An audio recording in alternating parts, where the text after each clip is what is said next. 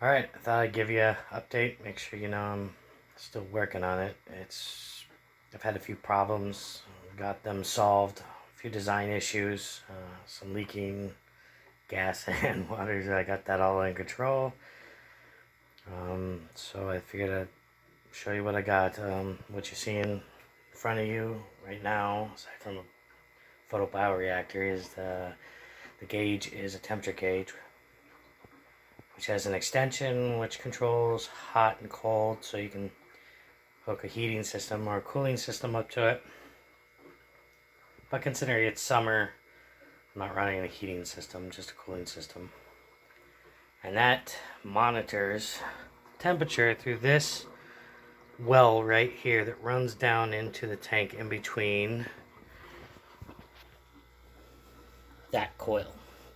That radiator system has 350 watts of cooling, so I don't think I will, in Washington State, I'll need more than that at all.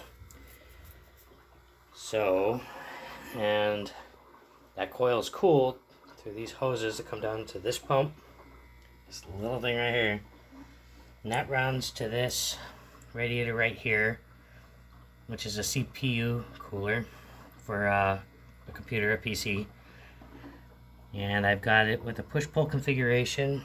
One fan pushes, the pulls, push, whatever. Air through it. Let's see here. The top. This is my CO2 system. I don't have any CO2, but I don't need it. I don't have any cultures.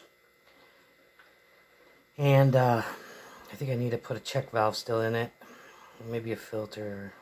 Maybe I got that in. But that will connect to that and run down here in that smaller air stone.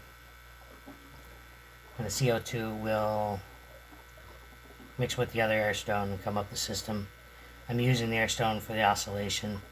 There's no shear, and I had a lot of shear with the pumps. Not a big deal with the microalgae, but with the spiral, it's gonna break it all.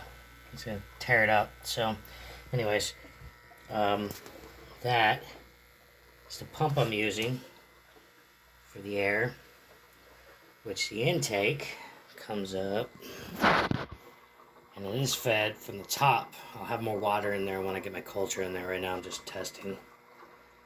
I was more afraid that the suction was going to implode the system, but has no problems whatsoever.